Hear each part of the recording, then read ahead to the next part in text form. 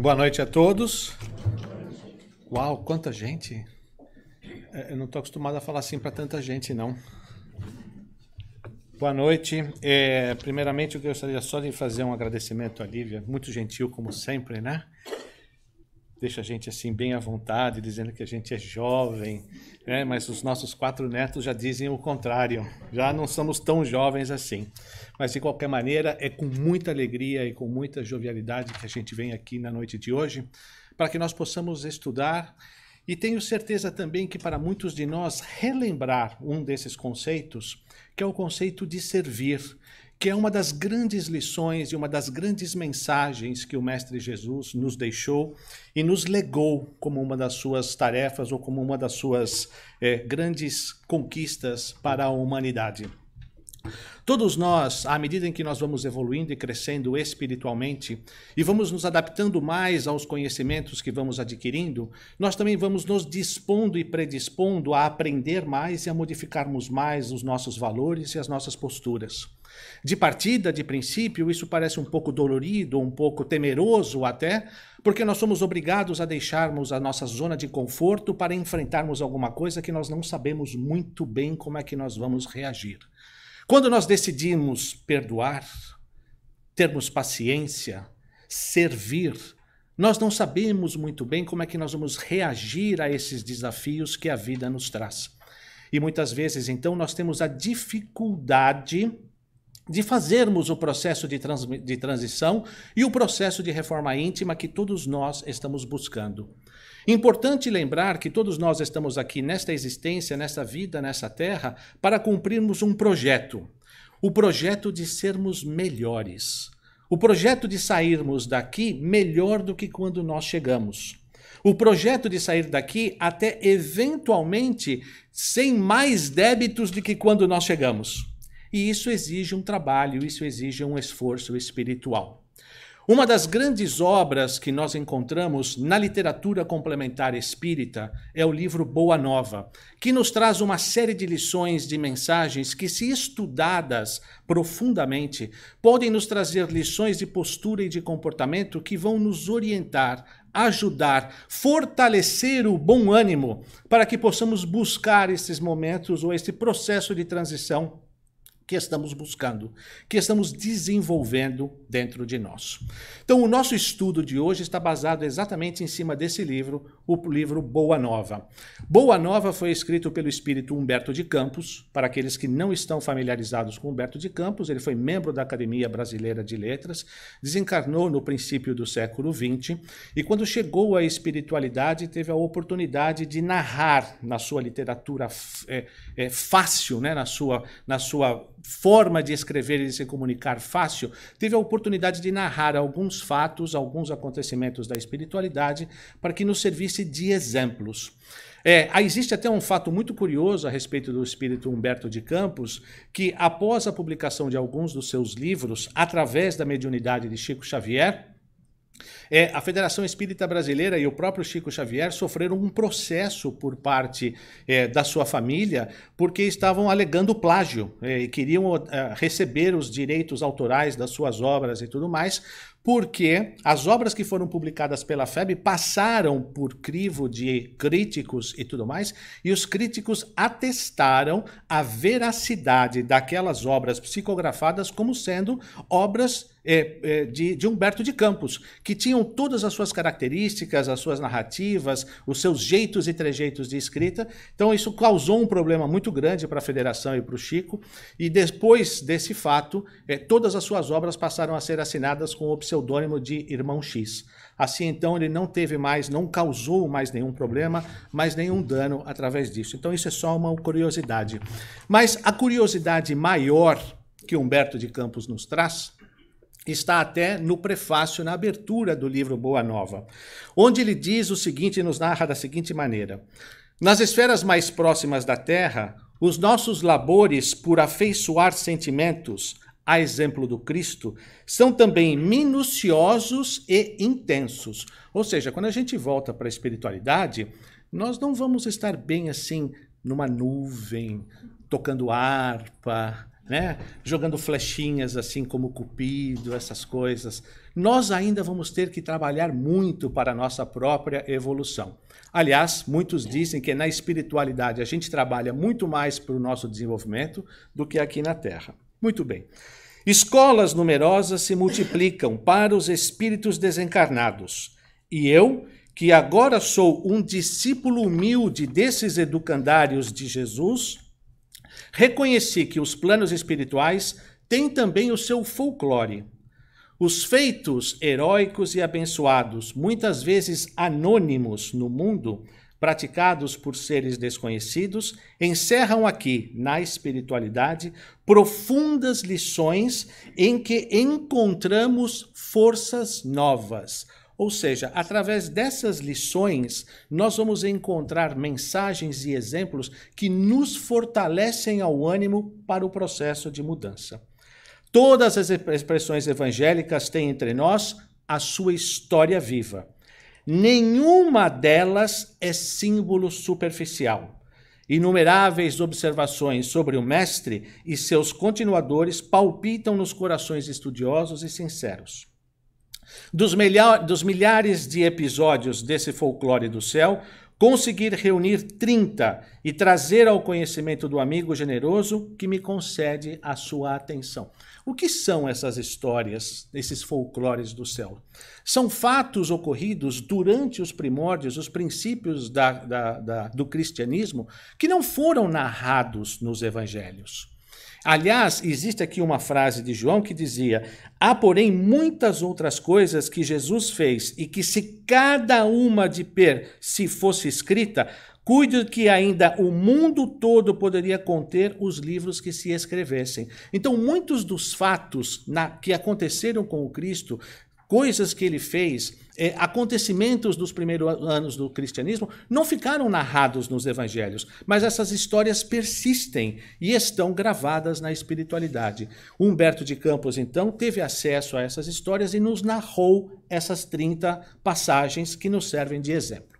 Muito bem, voltando ao tópico da nossa conversa, isso foi só um preâmbulo, só uma abertura, para a gente poder se localizar da onde vem tudo isso que nós vamos falar hoje. E o tópico da nossa conversa, que é a alegria de servir, está no capítulo 12, que se chama Amor e Renúncia. Essa palavrinha renúncia dá até calafrio, assim, né? Até dá tremedeira quando a gente pensa em renunciar aos nossos princípios, aos nossos pensamentos, aquilo que eu acho que é o certo, aquilo que eu acho que deve ser feito, como eu acho que deve ser feito e tudo mais. Normalmente a gente tem uma certa dificuldade em trabalhar com isso, em sermos um pouco mais flexíveis. Mas o exercício da renúncia vai nos ensinar a alegria e o prazer de servir, como nós vamos ver um pouco mais adiante. E assim, cá entre nós, o que fez o Cristo enquanto esteve aqui, a não ser servir?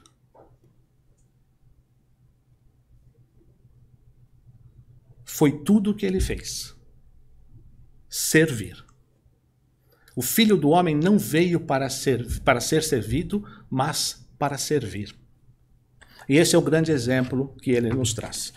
Muito bem, Ítalo. Isso aqui, né? Que funciona, que deveria ser o nosso... Isso aqui é o PowerPoint? Ok, beleza. Vamos ver o que a gente consegue trazer aqui. No início desse capítulo 12... vem o seguinte, tem uma abertura, um começo aqui do princípio, diz o seguinte: vinha caminhando Pedro, Simão Pedro e o mestre, e aí Simão Pedro pergunta assim para o Cristo: Senhor, em face dos vossos ensinamentos, como deveremos interpretar a vossa primeira manifestação, transformando a água em vinho nas bodas de Caná? Não se tratava de uma festa mundana? O vinho não ia cooperar para o desenvolvimento da embriaguez e da gula? Jesus compreendeu o alcance da interpretação e sorriu, dizendo: Simão, conheces a alegria de servir a um amigo? Pedro não respondeu, pelo que o mestre continuou: As bodas de Caná foram um símbolo da nossa união na terra. O vinho ali foi bem o da alegria com que desejo selar a existência do reino de Deus nos corações. Estou com os meus amigos e amo-os a todos. Olha que coisa interessante. O vinho, ele serviu como uma simbologia da aliança de Deus. E, na verdade, se a gente olhar desde o Velho Testamento, o vinho aparece em diversas circunstâncias como sendo uma simbologia desse exemplo, dessa ligação.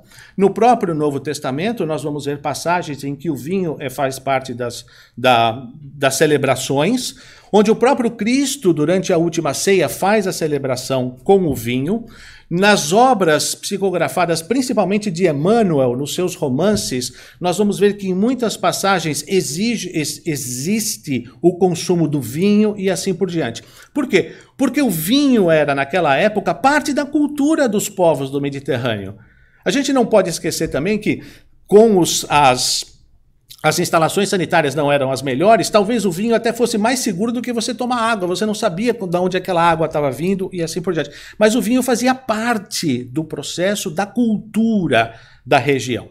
Mas o ponto mais importante aqui é que isso significa uma aliança, que significa uma aliança de Deus para com o homem, e isso já está presente desde o Velho Testamento. Significa uma simbologia.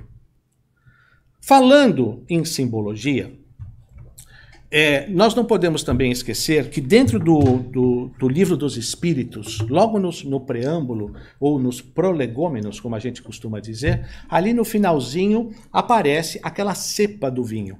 Né? E aquela cepa, aquele desenho daquela cepa com os bagos de uva, aquilo foi uma recomendação da espiritualidade para que isso pudesse ser apresentado, porque ele aparece aqui. E as palavras que foram ditas pela espiritualidade são o seguinte: coloca no cabeçalho do livro a cepa que desenhamos, porque é o emblema do trabalho do Criador. Isso está no preâmbulo, nos prolegômenos do Livro dos Espíritos. Aí se acham reunidos todos os princípios materiais que melhor podem representar o corpo e o espírito. O corpo é o tronco. O espírito é o licor, o suco, o vinho. A alma ou espírito ligado à matéria é o bago, é a fruta. O homem purifica o espírito pelo trabalho, e tu sabes que só mediante o trabalho do corpo é que o espírito adquire conhecimentos. Olha essa simbologia. Olha essa simbologia. O corpo é o tronco, o espírito é o licor, a alma é o espírito ligado à matéria, é o fruto. O homem purifica o espírito pelo trabalho. E tu sabes que só mediante o trabalho do corpo é que o espírito adquire conhecimentos. Como é o processo de fabricação do vinho?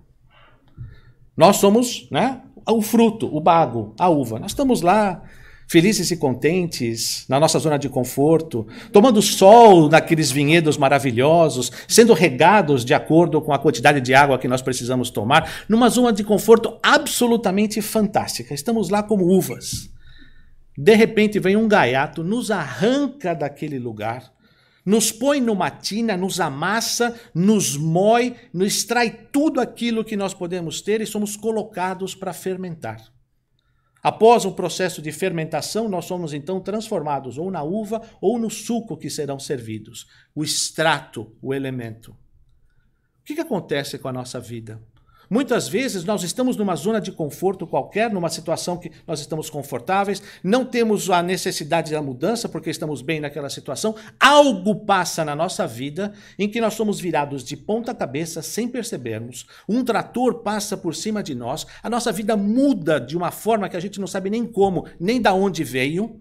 Depois daquilo, nós somos convidados à reflexão. O que aconteceu comigo? Por que isso se passou? Como é que eu posso evitar? Que lição que eu vou tirar disso? É o processo de fermentação nosso. Para que daí possamos sair melhores do que quando estávamos. A simbologia é a mesma. O ponto aqui não é se o vinho faz bem ou se o vinho faz mal. A grande lição que se traz daqui é a simbologia da transformação que nós precisamos passar.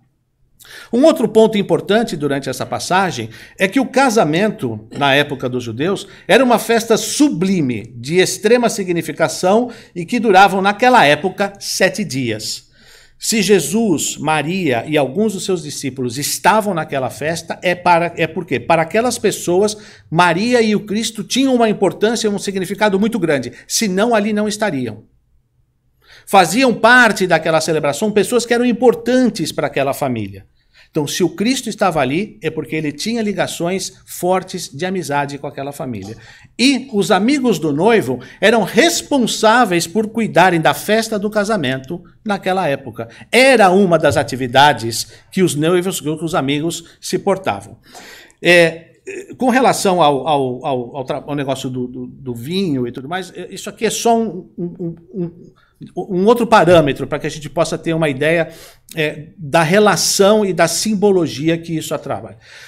Haroldo Dutra Dias tem um trabalho fantástico e ele faz uma análise de todos os 30 capítulos do livro Boa Nova. E nesse site que está aqui, o espiritismo.tv, na série Boa Nova, nesse capítulo a respeito dessa questão do vinho, essa lição que ele faz no capítulo 12, esse estudo que ele faz no capítulo 12, tem 55 minutos. Ele passa 32 minutos explicando essa simbologia do vinho, desmistificando essa simbologia que a gente tem. Então o ponto aqui é a ligação, é a simbologia do processo de transformação que nos exigem essas mudanças de comportamento e de postura. São os fatos que a vida nos traz, que nos arrancam da nossa zona de conforto e nos convidam a mudanças e a sentimentos mais elevados, mais nobres, que muitas vezes, pela nossa própria vontade, nós não conseguimos sair do lugar. Nós somos obrigados, nós temos que ser retirados dos cachos de uva para que nós possamos fermentar durante os processos que a vida nos traz. Dito isso, vamos voltar à frase inicial. Conheces a alegria de servir um amigo? A boa nova deveria ser sempre uma fonte de alegria e de ajuda e de amparo àqueles que sofrem. Mas, quando servimos, o fazemos para alguém que sofre, que esteja necessitado. Como Jesus fazia, como Jesus demonstrava esse seu ato de servir? Quais eram as atitudes que o Cristo tinha que demonstravam claramente que ele estava ali para ajudar e amparar as pessoas? Um dos pontos é como trazer alegria aos que sofrem. Primeiro, atendendo às necessidades desses sofredores e aliviando as dores. E era exatamente isso que o Cristo fazia.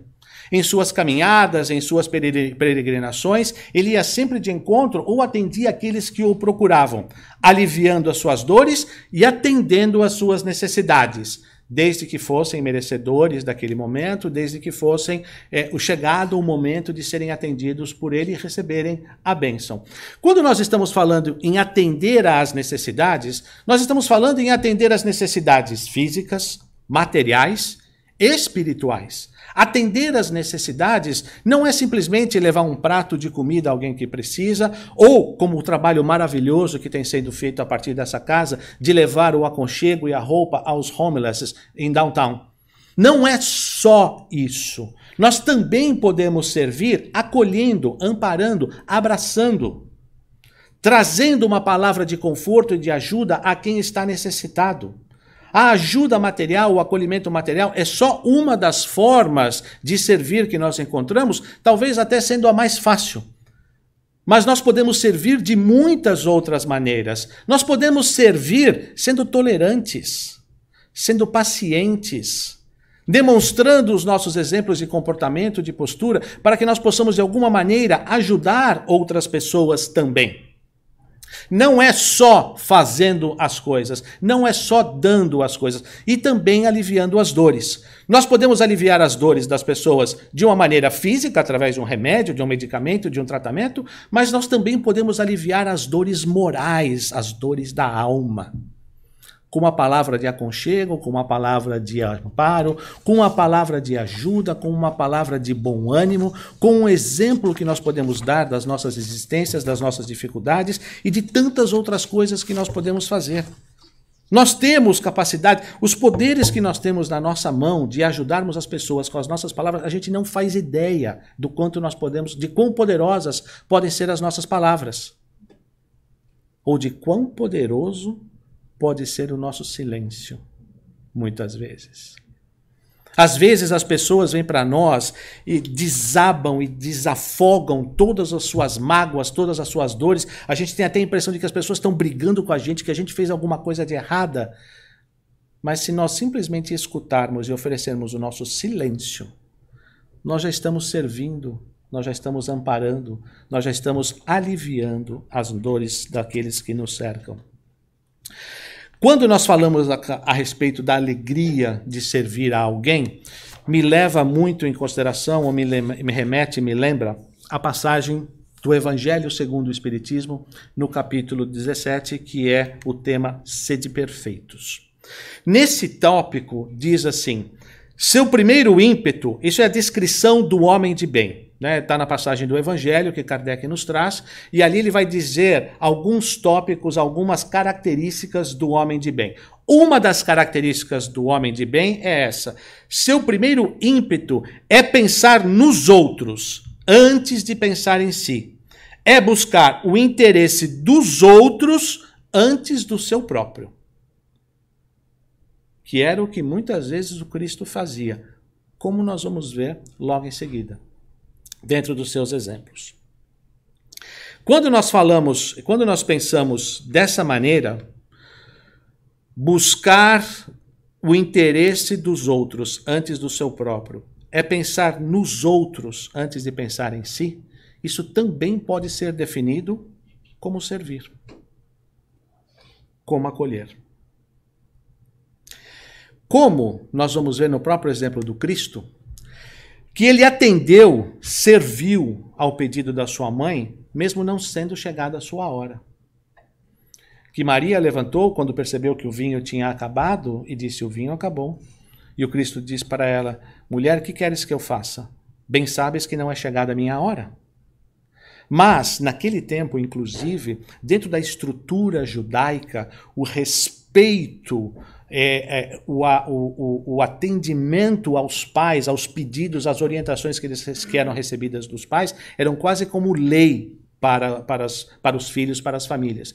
Então, um pedido de uma mãe não poderia jamais ser desconsiderado. E o Cristo, aquele que criou o planeta, assim, tirou lá um pedaço do sol, fez uma bolinha, cuidou, fez toda a gestão, fez toda a organização, que participou do processo da criação de toda a natureza que nós temos. Esse atendeu a um pedido da mãe dele. Ele poderia muito bem ter falado, mulher, tu bem sabes que não é chegada a minha hora, o que queres que eu faça? E não ter feito nada. Mas ele serviu contra o seu próprio interesse, contra a sua própria vontade, mas ele atendeu e serviu ao pedido da mãe.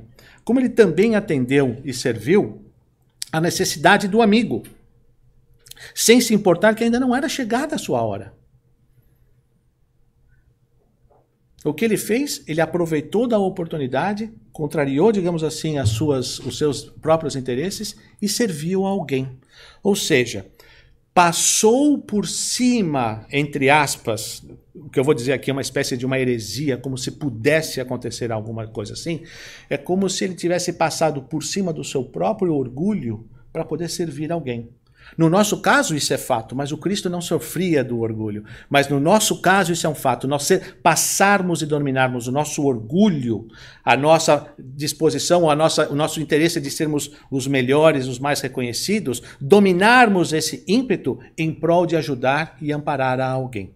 Esse é o grande exercício que nós podemos fazer. Ainda depois dessas palavras que o Cristo trocou com Simão, ele dizia, estou com os meus amigos e amo a todos, ainda o texto nos diz, os afetos da alma, Simão, são laços misteriosos que nos conduzem a Deus. Saibamos santificar a nossa afeição, proporcionando aos nossos amigos o máximo da alegria. Seja o nosso coração uma sala iluminada, onde eles se sintam tranquilos e ditosos. Seja o nosso coração uma sala iluminada. Vamos imaginar nós, se nós estamos num momento de dor, num momento de reflexão, num momento de necessidade, e nós somos acolhidos numa sala que é iluminada pelo sol. Você já se sente melhor, você já se sente bem só com essa visão, com essa luz adentrando, com esse calor que embrace a gente quando nós temos numa situação como essa. Imagine você chegar a conversar com alguém que te acolhe como se você estivesse numa sala iluminada pelo sol, que esparge a luz ao teu derredor e aquece a tua alma e o teu coração. É isso que o Cristo pede para nós quando nós estivermos acolhendo e servindo a alguém. Irradiar calor, irradiar luz em direção a essa situação, a essa pessoa, a esse necessitado, para que ele possa se sentir acolhido. Seja no nosso coração uma sala iluminada onde eles se sintam tranquilos e ditosos. Agora, para que nós possamos proporcionar o máximo de alegria, o que é alegria? Como é que nós podemos definir a alegria? O que é alegria de acordo com o dicionário? A alegria, de acordo com o dicionário, é um estado de viva satisfação, de vivo contentamento, regozijo, júbilo, prazer. Ele não cabia em si de tanta alegria, por exemplo. O outro é um acontecimento feliz. O nascimento do filho foi uma alegria. Nascimento de neto, então, é o êxtase. Essa sim não tem descrição. Os netos é que trazem. Neto é a sobremesa da vida. Neto é a sobremesa da vida. Coisa mais deliciosa que pode acontecer. Se eu soubesse que ter neto era tão bom, eu tinha passado esse negócio de ter filho e ia ter direto neto. Que é uma delícia ter neto. É uma delícia. Nossa Senhora. Ainda mais quando faz arte que a gente devolve para a mãe e fala, agora você cuida. Essa é a melhor parte. Então, a alegria é isso, é um momento de satisfação, de júbilo, alguma coisa que você aproveita naquele momento. Isso é o que o dicionário diz. O que diz Joana de Ângeles? Joana de Ângeles diz que a alegria é a presença de Deus no coração do ser humano, cantando sem palavras melodias de perenidade, mesmo que de breves durações. É a presença de Deus no coração do ser humano. O que nós estamos fazendo hoje ou no nosso dia a dia para que nós possamos ter a presença de Deus sempre dentro de nós? Nós estamos fazendo as nossas preces, as nossas orações, nós estamos nos ligando com a espiritualidade, nós estamos com os valores cristãos como sendo os primordiais da nossa vida, da nossa existência. Nós estamos deixando que as nossas escolhas e decisões sejam embasadas, sejam calcadas nos valores morais, ou nós estamos tomando as escolhas e fazendo as escolhas baseadas nos valores da terra? Porque é um conflito grande que a gente vive. Porque os valores do mundo hoje são frontalmente contrários aos valores do Cristo. O mundo nos pede, nos exige até que nós sejamos os melhores, os maiores, que nós tenhamos as melhores posses, que nós tenhamos sempre sucesso em tudo aquilo que nós fazemos, que não importa a má forma, o importante é o resultado e nós alcançarmos aqueles objetivos, enquanto que o Cristo nos pede paciência, tolerância, perdão, entendimento, espírito de serviço. Como é que nós estamos trazendo a presença de Deus em nossos corações? E é isso que eu falava no princípio, que muitas vezes nós somos obrigados a sermos sacados da nossa zona de conforto para que a gente possa retrabalhar um processo de aprendizado, de reforma íntima, para que nós possamos refletir sobre os nossos valores e as nossas atitudes. Quando nós estamos muito confortáveis com alguma situação, nós não temos ânimo até. Nós não temos sequer interesse de seguir adiante e procurar um negócio ou uma situação nova para todos nós. Tenhamos sempre júbilos novos, continuou Cristo, que os reconfortem. Nunca contaminemos a fonte da sua simpatia com a sombra dos pesares. Então alguém vem para nós em busca de apoio, de amparo, a gente escuta e a gente fala, mas o que está passando com você não é nada. Você nem sabe o que está acontecendo comigo. E aí a gente devolve a carga do jeito que a gente recebeu. It's not about us. Aquela pessoa veio para nós, it's not about us. It's about them. É sobre eles que estão necessitados. Então, não podemos contaminar nunca a fonte da sua simpatia com a sombra dos nossos pesares. Por mais doídos e doloridos que nós estivermos, se alguém veio nos procurar, é porque confiam em nós. É porque sabem que, de alguma forma, nós temos alguma coisa adicional para contribuir com aquela pessoa ou com aquela situação. As mais belas horas da vida são as que empregamos em amá-los, enriquecendo-lhes as satisfações íntimas. Contudo, Simão Pedro, manifestando a estranheza que aquelas advertências lhe causavam, interpelou ainda o mestre com uma certa timidez. E como devemos proceder quando os amigos não nos entendem ou quando nos retribuem com a ingratidão? Jesus pôs nele o olhar lúcido e respondeu: Pedro, o amor verdadeiro e sincero nunca espera recompensas. A renúncia é o seu ponto de apoio, como o ato de dar é a essência da sua vida.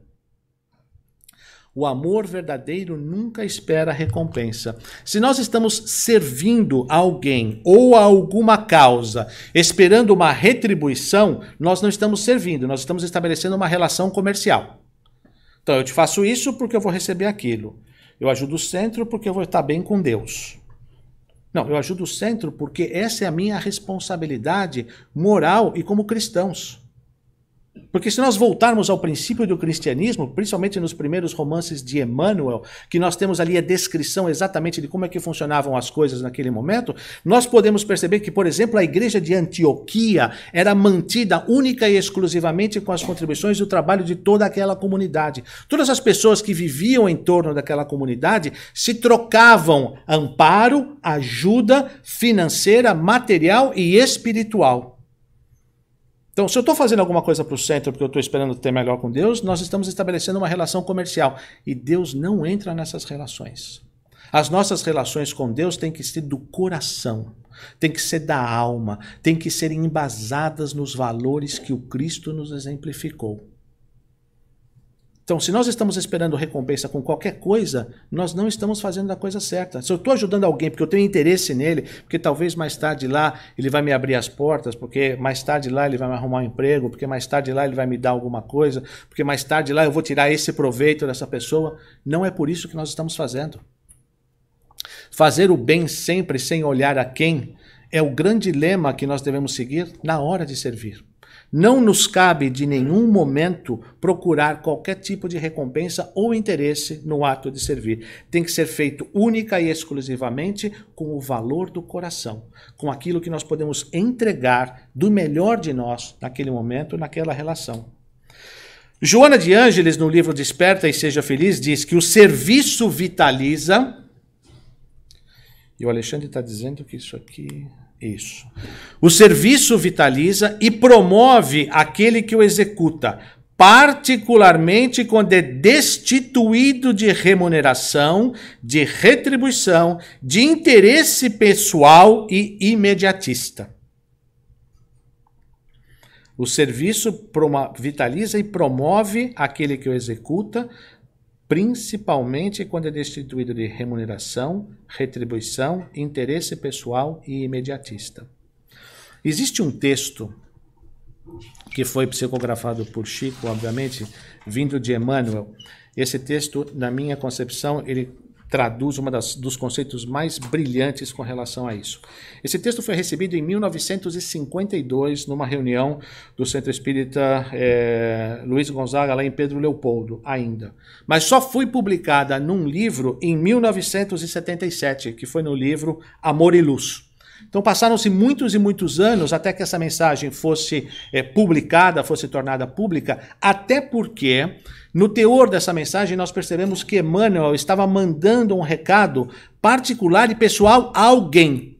que era conhecido ou que fazia parte do grupo, alguém estava recebendo uma mensagem muito específica naquele momento. Por isso que passaram-se muitos e muitos anos antes dessa mensagem ser tornada pública. É uma mensagem longa, mas eu pensei algumas frases nessa mensagem porque eu acho que elas encerram um grande ensinamento.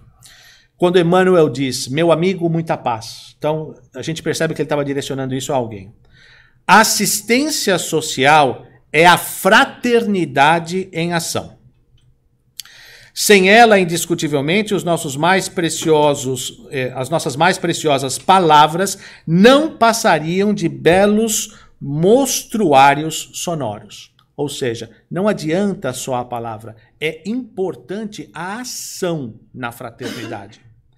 E quando eu falo que não basta só a palavra, é quando a gente fala, olha, que nós vamos fazer isso, que a gente faz aquilo. Não é isso, porque a palavra amiga também pode ser um ato de fraternidade. É o compromisso que nós fazemos em estarmos disponíveis para a ação da fraternidade.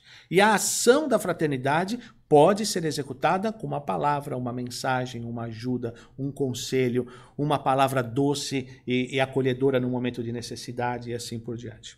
A assistência social é a fraternidade em ação. É necessário teorizar com exemplos, mas a fé sem obras não passa de um cadáver bem adornado. Não adianta nada nós propagarmos a nossa fé se não temos as obras concretas que estão sustentando aquilo que nós estamos falando.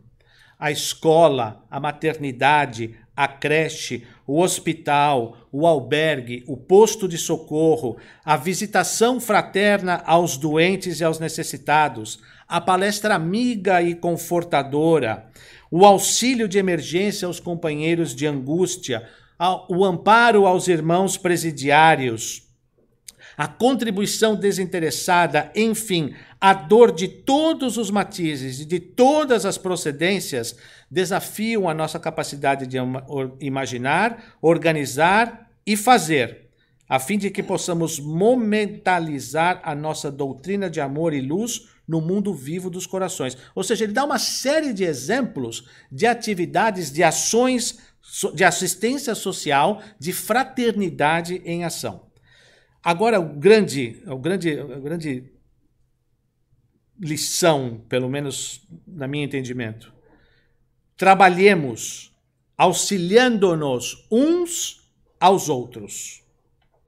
Hoje é o nosso dia.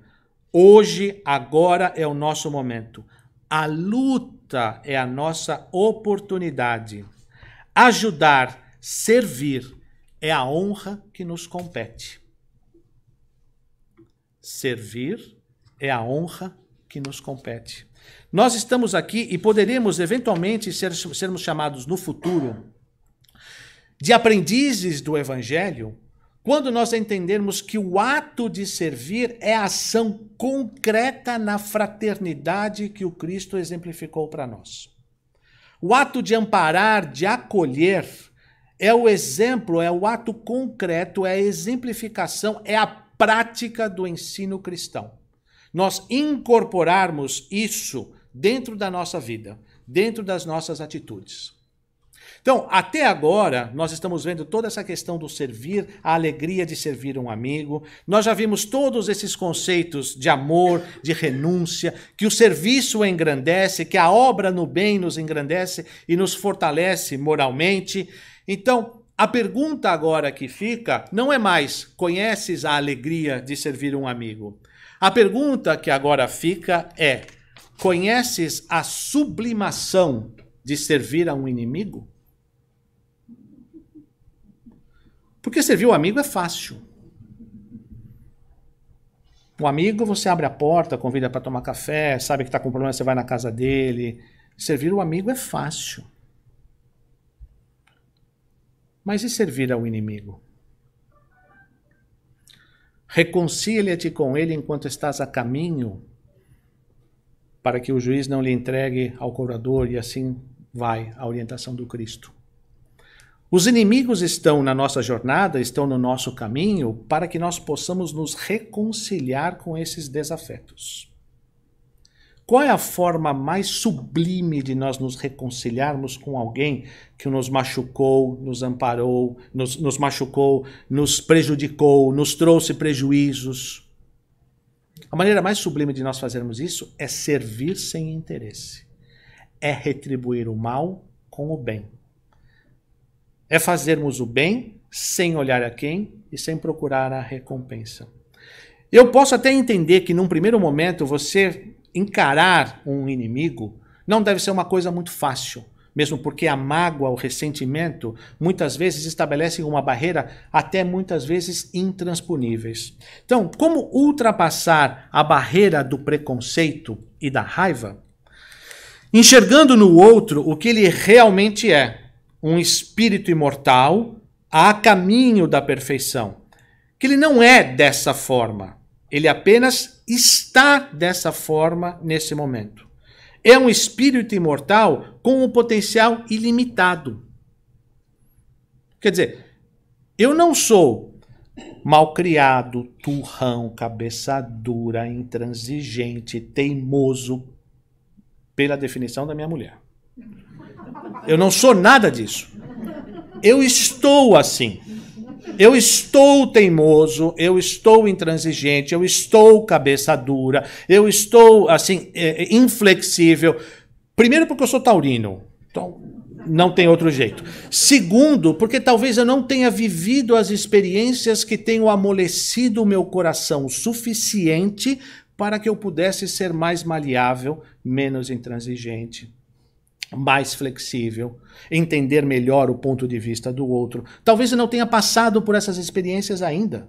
Então, não é que eu sou desta maneira, eu apenas estou dessa maneira. E o outro que me fez mal, ele não é mal por natureza, porque o mal não existe, não foi criado por Deus. O mal é simplesmente a falta de conhecimento do bem. E, acima de tudo, a falta da prática no bem. Então nós estamos fazendo as coisas erradas because we don't know better. Just that. Se nós soubéssemos melhor, nós não estaríamos fazendo dessa forma. Então, eu não sou ruim por natureza, eu não sou assim porque eu quero ou porque eu sou assim. É porque talvez eu ainda não tenha vivido as experiências que vão me ensinar as coisas que eu preciso. Então, quando a gente enxerga no outro o espírito imortal que está lado a lado conosco nessa mesma caminhada, ombro com ombro, errando tanto quanto eu, quando eu vejo no meu inimigo essa pessoa, essa barreira, essa mágoa, esse ressentimento que nós temos, ele desaparece. E nós podemos passar a servir o nosso inimigo com a mesma naturalidade que o Cristo serviu a todos aqueles que ele encontrou no seu caminho. Inclusive a Judas. Inclusive a Simão Pedro, que o negou 3 vezes. Né? Se a gente olhar para os exemplos do Cristo, o Cristo não enxergou os defeitos dos seus seguidores, só o potencial de cada um. Ele só via aquela estrela fulgurante, algumas encarnações adiante, no que aquele elemento, que aquela matéria espiritual poderia se transformar no futuro. O Cristo sabia que ele ia ser negado por Pedro 3 vezes na mesma noite, mas mesmo assim entregou a ele a responsabilidade de ser a pedra fundamental da sua igreja. Não igreja como a gente conhece, mas a iglesia, a comunidade dos seguidores do Cristo. Mesmo sendo negado, mesmo ele sabendo que ele seria traído por Judas, o acolheu na última ceia e o tratou da mesma forma que tratou os demais discípulos. O Cristo sabia da usura de Zaqueu, mas foi na casa dele que ele ficou. Porque quando lá entrou, a salvação entrou naquela casa. Porque quando Cristo entrou na casa de Zaqueu, Zaqueu imediatamente mudou a sua postura, pediu perdão pelas faltas cometidas, pelo excesso de impostos que ele cobrava e disse ao Cristo que a partir daquele momento ele estava ressarcindo. Obrigado, Santa. Ressarcindo as pessoas pelo mal que tivesse causado a elas. e que ainda daria parte de sua fortuna àqueles que estavam necessitados. Então a salvação entrou na sua casa naquele dia. O Cristo não olhou da usura dele, mas sabia do potencial, do elemento positivo que existia dentro da sua alma. Sabia que Simão Pedro teria negado, mas confiou mesmo assim. Sabia que Paulo o perseguia, que estava matando os seus discípulos, os seus enviados, mas mesmo assim enxergou em Paulo o vaso escolhido para a divulgação do cristianismo perante todos os povos da Grécia e do Mediterrâneo, os chamados gentios. Aqueles que não falavam da língua judaica e não compartilhavam dos mesmos conhecimentos. Sabia que Maria de Magdala era uma mulher que talvez não tivesse a vida mais digna daquela época, mas conhecia e despertou nela a sua capacidade de amar muito mais do que ela mesma tinha disponibilidade. Maria de Magdala, quando foi procurar o Cristo, estava absolutamente perturbada, não queria mais saber daquela vida de que ela tinha vivido até aquele instante, mas tinha uma angústia, tinha uma falta de amor verdadeiro no seu coração muito grande. E o Cristo a despertou para isso. Tanto que quando após o falecimento, a crucificação do Cristo, quando ele já não mais existia, Maria de Magdala foi abandonada pelos discípulos. Nenhum deles quis levar uma mulher caminhando junto com eles para a divulgação da Boa Nova. Maria de Magdala ficou para trás.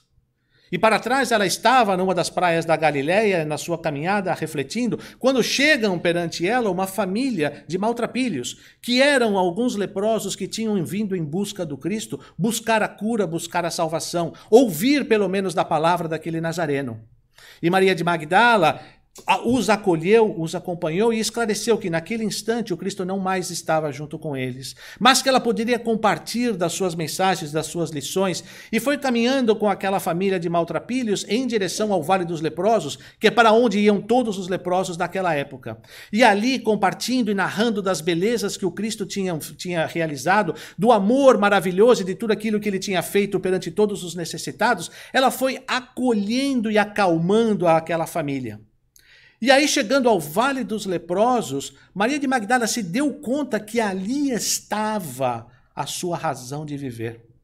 Que haviam ali crianças enormes, uma enormidade de quantidade de crianças que já tinham perdido seus pais, estavam largadas e não tinha quem os cuidasse. E Maria, então, fez valer os primórdios, ou fez valer a profecia do Cristo e fez despertar em seu coração o amor imensurável e acolheu todas aquelas crianças como sendo suas filhas do coração. Maria de Magdala desencarnou cerca de 15 anos depois de lepra, de hanseníase, cuidando daquelas famílias, cuidando daquelas pessoas. Então o Cristo sabia do potencial de cada um. Não olhava as coisas ruins que estavam acontecendo, olhava para o potencial, para a nossa força, aquilo que nós poderíamos exercer dentro de nós. Conheces a sublimação de servir um inimigo? Um outro ponto muito positivo que nós temos em relação a isso é o que está no Evangelho segundo o Espiritismo, no capítulo 13, no item 3. E ali nos diz: se o amor ao próximo é o princípio da caridade, amar aos inimigos é a sua aplicação sublime, porque essa virtude é uma das maiores vitórias alcançadas sobre o egoísmo e sobre o orgulho. Quando nós conseguimos suplantar essa raiva, nós estamos suplantando e controlando o nosso egoísmo e o nosso orgulho. Essa é a maior conquista que nós podemos ter sobre cada um de nós. O mais poderoso dos generais, o mais poderoso dos exércitos, não são os chineses, não são os russos, não são aqueles que têm as maiores quantidades de homens a seu comando. O mais importante, o mais forte, é aquele que consegue controlar as suas próprias contrariedades. É aquele que consegue dominar o seu orgulho e a sua vaidade em prol de um serviço maior em nome do Cristo. Este é o mais forte. Este é o que vence todas as batalhas. Disse Jesus: amai aos vossos inimigos. Essa máxima é o sublime da caridade cristã. mas enunciando-a. Não pretendeu Jesus preceituar que devamos ter para com os nossos inimigos o carinho que dispensamos aos amigos. Por aquelas palavras, ele nos recomenda que lhes esqueçamos as ofensas, que lhes perdoamos o mal que nos façam, que lhes paguemos com o bem esse mal. Ou seja, a gente não precisa convidar os nossos inimigos para a ceia de Thanksgiving. Não é necessário. Não é isso que o Cristo está pedindo.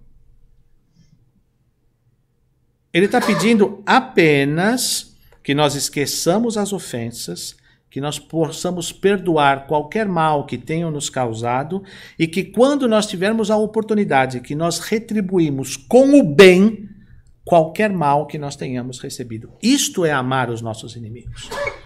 Não é ter eles na mesa de Thanksgiving. Mas é nós respeitarmos aquele espírito imortal a caminho da perfeição e da luz para que possa crescer. Então, agora nós já entendemos a alegria de servir a um amigo, nós entendemos a sublimação de servir a um inimigo. Ou seja, nós podemos, de uma forma geral, servir a todos. Porque agora nós entendemos que todos são companheiros dessa mesma jornada.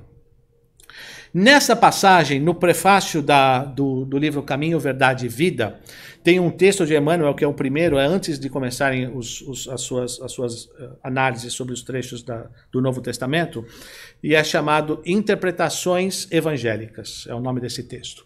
E nesse texto, Emmanuel diz o seguinte, que a lição do mestre, além disso, não constitui tão somente um impositivo para os místeres da adoração. O evangelho não se reduz a breviário para o genuflexório. Genuflexório é aquela base que a gente se ajoelha quando nós vamos à igreja, né? Se ajoelha no banco da frente para que a gente possa orar e tudo mais. O evangelho não se reduz a um abreviário para o genuflexório, para que a gente possa orar e rezar na igreja. É roteiro imprescindível para a legislação e para a administração, para o serviço e para a obediência. O Cristo não estabelece linhas divisórias entre o templo e a oficina. Toda a terra é seu altar de oração e seu campo de trabalho ao mesmo tempo. Por louvá-lo nas igrejas e esquecermos dele nas ruas, é que temos naufragado 1000 vezes por nossa própria culpa. Todos os lugares, portanto, podem ser consagrados ao serviço divino. Ou seja, o Cristo não faz distinção da sua mensagem, da sua lição, ser aplicada ou ser usada na igreja ou na oficina, no campo de trabalho, na rua, na família, na casa, no clube, aonde quer que nós estejamos. Toda a terra, tudo em que nós estejamos inseridos é um campo fértil para que essas lições possam ser vividas, vivenciadas e praticadas. Não existe distinção. O evangelho é um roteiro de vida, de postura e de comportamento que nos cabem termos sempre dentro da nossa alma e da nossa mente, e principalmente do nosso coração, quando nós formos falar as coisas, dizer as coisas e fazermos as nossas escolhas. Se nós estivermos sempre embasados nesses valores e nesses ensinamentos, não há erro. Nós sairemos dessa vida muito melhor do que quando entramos. Nós teremos cumprido os nossos papéis se nós bem servirmos a todos aqueles que estão à nossa volta.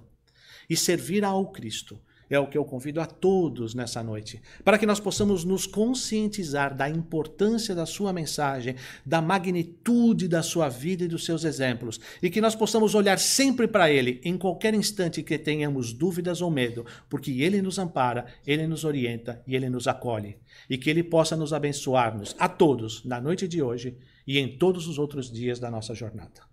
Muita paz.